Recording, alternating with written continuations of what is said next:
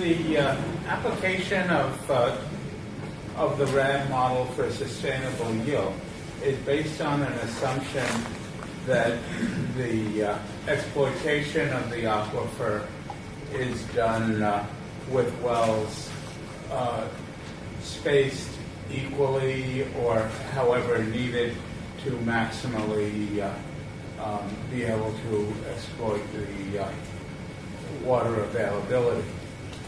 And I haven't heard much in your presentation about whether the current well fields are designed in such a way that they are exploiting the aquifer in the most efficient manner.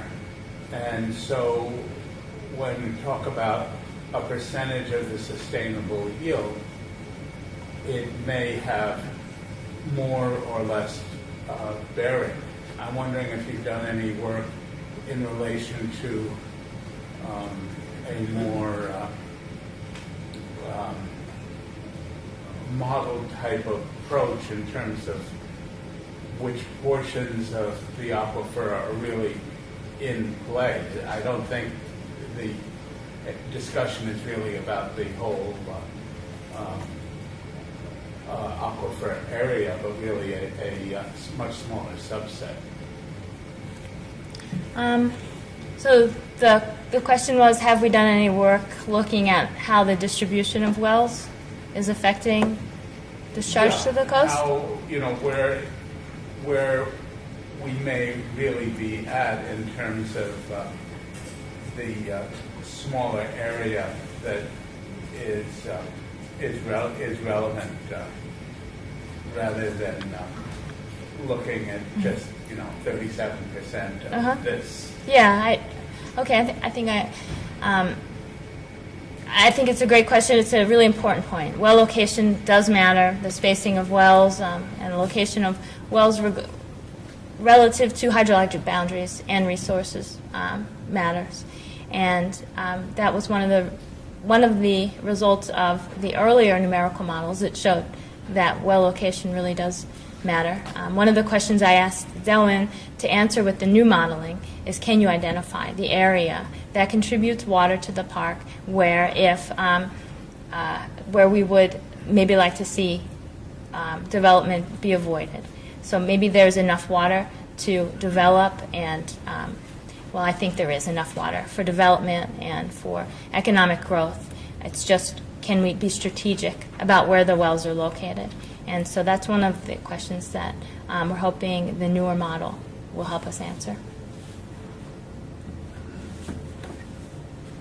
It was in one of your early slides. You had sort of a layout of the park.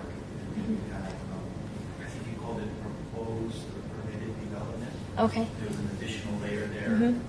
Do you want to go back? It was, I think, one of the first few slides. Mm-hmm.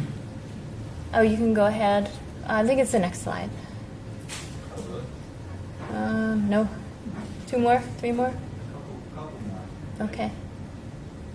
There we go. Yeah, I think it was that one. Mm-hmm. Can you just tell us, I mean, as a commission, we don't really have a lot of access to county development plans, and so how you aggregated that data, Okay. what that layer represents. I'm assuming it's those yellows. Yeah, it's the hatched yellow area. So what we do is we review any of the environmental disclosure documents that come out for proposed development. So that's EAs, EISs, and those areas that are highlighted there are areas that have submitted an EA or an EIS for the proposed development. And if you look in the appendix, one of the appendices in the petition, we've summarized the water demand for these proposed developments. And that's the information we've been reviewing to help us understand how proposed water demand might affect the water resources in the park. Yeah. And so if you look in the petition, that information is the EAs and EISs for all that proposed development are in there. These areas have been already accredited water for the development, so they're in the process. I think they're at all different stages. Mm-hmm. My question was, Okay. when you talk about all different stages, and EA or EIS might be for a projection as far as how many years or different phases, or is it specifically allocated to the next 5-year horizon? What is the horizon out there? Again, I think they're at all different phases. For example, one of the areas highlighted there is for the proposed Keauhou development. That EIS came out last year, about 1 year ago, and so that's a more recent development, and I think you'd have to look case by case at those. Mm-hmm. Yes, Riley? Well, in that Sheriff Bracken did a radio interview Mm-hmm. with some of the National Park Service staff about a month ago, and in it, there were some statements made about the water demand for Keauhou. Mm-hmm. And I think it was stated at 11 million gallons a day. Mm-hmm. So based on your assumptions that that project is going to withdraw 11 million gallons a day, if you found out that that was incorrect, Mm-hmm. and the demand was more like 2, would that change your position?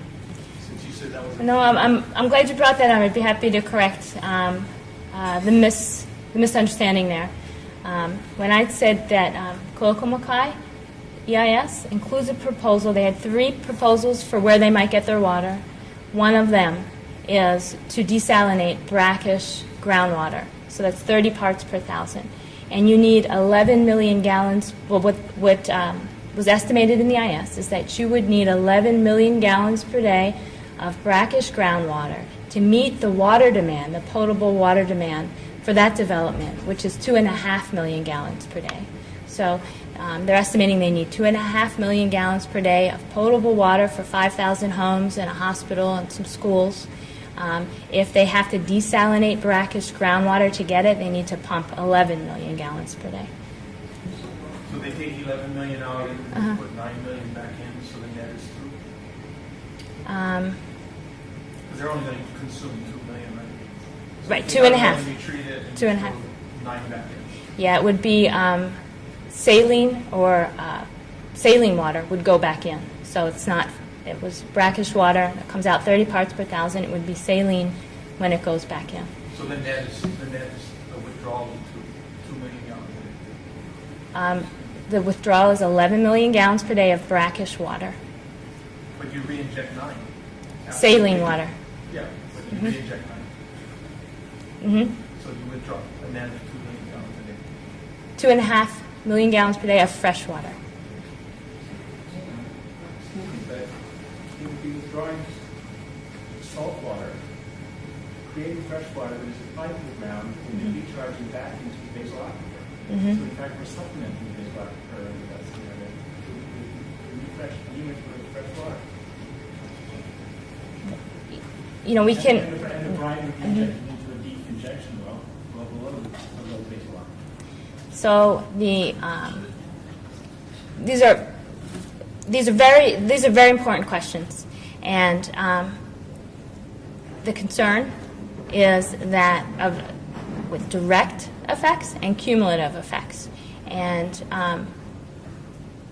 I think that you need to study the potential effects of that kind of withdrawal, injection, in addition to the existing desalination plant that's there.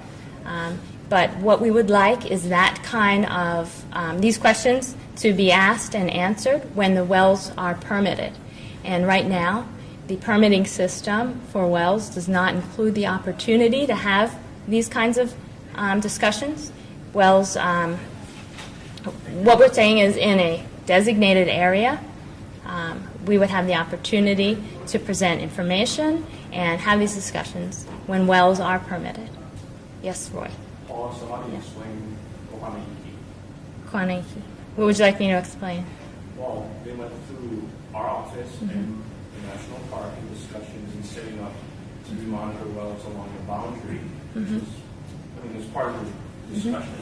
Yeah, there was no analysis at the time of the potential effects, not a quantitative analysis of the potential effects of pumping brackish water and irrigating irrigating with fresh water and injecting saltier water. And so I think that the information, and so what Roy's referring to is we worked very closely when Kwaniki was proposed to design a monitoring system to help us identify the actual effects on the aquifer system from that. And that's how we got the 3 wells on the boundary. And I think there's a lot of information there that could be used to help us better understand how an additional desalination plant might affect the aquifer system. We'd like there to be a quantitative analysis of the cumulative effects of desalinating, of multiple desalination plants, and that's what. Well, there's a lot of questions, Kanani. Yeah. Thank you. So the cumulative effects of the current draw on the aquifer at this time, again, my son burned forehead and all of good science. Me too. Layperson, really just a teacher in a classroom most of my career. But anyway, so what we're saying is that the cumulative effects at this time show a flat line of impact, and we're concerned about the urgency of the situation to designate, looking at the yellow lines, and the planning horizon is very short or possibly very long in collaboration with other processes that are in place to watch over the situation. Maybe it's not so urgent at this time when I look at the science to decide to designate. Maybe it's more urgent to work with the community and to set a productive collaborative process with mechanisms to police it that would set triggers in place prior to, very much like the monitoring wells, and to see the revealing of that data as it comes forward. And then, to me, it's more like a back and forth discourse and productive conversation, especially as all of us watch the proposed developments and all of us are mirroring our mandates together to watch this public trust resource and activating some of the best practices in the community. That this is the first time I ever went to Keauhou today, and to see the community surfing and in the shade, and just the removal of the invasives, and to see the proliferation of Keauhou and all the other dams. I didn't see the orange black dams of flag, but I did see a lot. And so I'm just saying that maybe there are more of that collaborative processes and monitoring together to see that data. Maybe we can really keep the water quality going and this collaborative process mechanisms in place to release it. Just some level. Yeah, and I would just like to add that the goal of all of that would have to be resource protection, and would be interested in participating and collaborating. Peter. I encourage you to read the Lokakai EIS again. I believe it says that the desalination will come from saline water, not from brackish water. It does say saline. It was one of the comments. I read it very closely, and it's 30 parts per thousand, and that, according to the Department of Health, is brackish water. I encourage you just to read that, as well as re-listen to the radio broadcast where it said that the 11 million gallons would increase the use of the remaining sustainable yield by that 11 million gallons. And that simply won't be the case when you're taking saline water. In addition, I would like to encourage you to maybe update your map where the Keauhou project has been off of the books since 2007, I believe. You know that the Keauhou project is off the books And Ulanang is another project that you have listed up there that has been off the books for half a decade at least. And so those should not be representative of projects that are being proposed to be underway and moving forward. They may have had an EIS written long ago, like Keauhou, but that land at Keauhou has been, the land use has been downzoned, that the use that was proposed in that EIS is no longer possible nor proposed, and that's state land. Okay, thank you. So that, to represent that as the growth that's happening around the park is a significant exaggeration and mischaracterization of what's really happening. Okay, I guess I would just add that the park is within is within an area, the urban area identified by the Kona Community Development Plan. This we fully expect that the park will be surrounded by development, and when and how much are uncertain. Yes. Hey, Aloha. I have two questions. One has to do with state properties. I just wanted to provide you with a copy of all the Crown lands, which has recently surfaced from Volume 2 of the 1925 Do you want me to have this, or the commission? Yes, for the commission, and just for general purposes, so that any developments that are done in the future are actually ongoing right now. They need to be looked at very closely if they fall within those Crown or government lands. And the other issue that goes along with that is the opportunity and native tenant use of the water systems, which I haven't heard anything, basically in the, I got through it late, but one thing that I was looking at was the issue of the watershed. And so is there a critical mass where the cutoff where the trees and the forest and the uplands, and there's a critical point where we don't disturb the uplands so far as affecting the watershed for down the coast. Is there a critical number of acreage or trees or anything that we're looking at this point? I believe that, Jonathan? I think what we're basically trying to do here is some of the things you're asking are some of the things that we're encouraging that fall within the kuleana of the Water Commission to look at. And we're saying we also have a separate set of things we're trying to look at. And we want them to look at those things as they think about the future of water. And we only have about 10 minutes left, so I would like to introduce Ray Godden, our Chief of Interpretation. Aloha. Thank you so much for today and for joining us out there. It was easy to appreciate how Hawaiians were really good at being in harmony with their environment. It was a little bit difficult for us today. So we really appreciate it. And to all the speakers who spoke on science, thank you so much. I'm here to give you a little bit of spirit. So we presented the commissioners with a little spirit bag, and in it is a spirit book, and Uncle Fred spoke on that before. So this year marked the 40th anniversary of when 14 Hawaiians and an archaeologist from the Bishop Museum put together that recommendation to start the Kaloko Honokohau. So if you don't mind, this is only going to take 5 minutes, and then you get to go. So I would like to share with the rest of the people a little bit of the information that is in that spirit book. If you haven't had a chance to read it, it's quite amazing because it's 40 years old. And then when I read to you some of the things that they were concerned about and thinking about at that time, it's really good to hear. So the spirit of Kaloko Honokohau revealed itself to the ancient Hawaiians in another form, which was perhaps the most critical factor in their decision to settle in the area.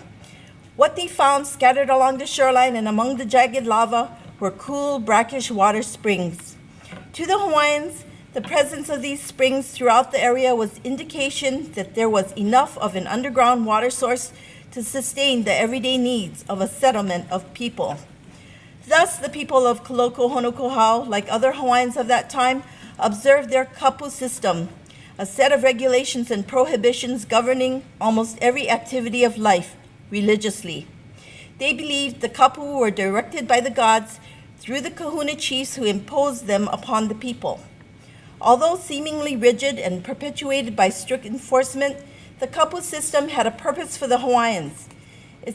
Its edicts contained their respect for nature's mana, spiritual power, and the assurance of survival, for many of the kapu were designed to protect the land and conserve its resources, which ultimately sustained their needs.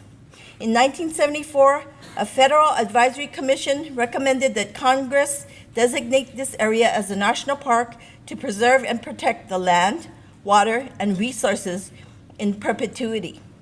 The Spirit Report created a preservation plan. The majority of sites are clustered about the Keauhou and Aimakapa fish ponds and shoreline, which indicates that these areas were the vital centers of activity in the prehistoric life of the Keauhou Honokohau settlement. The documented historical importance of the fish ponds and ocean in the life of the settlement further supports the theory of these site complexes being the hub of settlement activity. Good water quality is essential to fish pond culture, and since the source is almost entirely in the rainy Mauka areas, management of these and other lands adjacent to the park will have a direct impact on water resources within the park. Thus, cooperative planning efforts with the state, county, and private landowners is an important part of this proposal. Essentially, this means reestablishment of many of the management practices used by early Hawaiians, a hierarchy of use density ranging from concentrated living areas on the shoreline and around fish ponds to the agricultural uses at the middle elevations and the use of Mauka lands for watershed, hunting, and gathering of timber resources. So today, the descendants at Keauhou Honokohau continue to share their traditional knowledge. They have a big want and need to reconnect to the place and to perpetuate their culture. They gather A'ama, Limu, Vana, and Ha'uke and Ia for their traditional and customary subsistence. I also would like to take a minute to tell you a little bit of how things affect me. You can see I work for the government, but I also grew up at Pu'uhonua Ohonau. My mother was the first Hawaiian woman park ranger, and what happened was she grew up in those lands. So we all know that we had kuleana lands, and it didn't get titled to our family.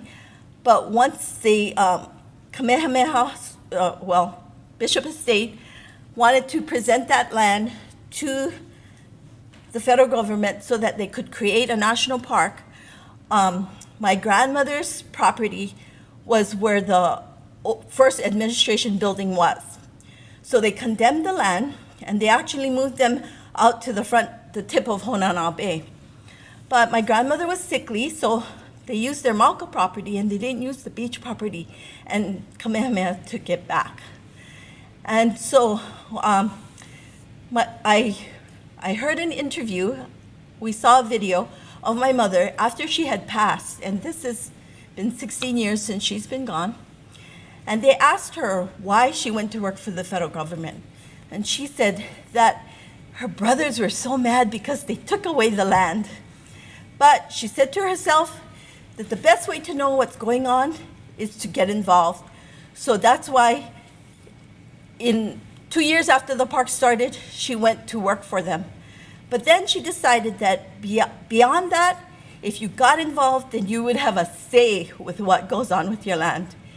And I would just like to say that for me, I am so glad that that happened to our family land, because I know that today, if that didn't happen, we wouldn't have the land, and there would be things there that I wouldn't really be proud of, and we wouldn't be able to share it, in other words. So I'd like to just say that The National Park Service is committed to protect and preserve these sacred sites for the use and enjoyment of this generation and all those to come. Our mission requires us to proactively manage to prevent impairment of the resources that we are entrusted to protect. So, thank you so much.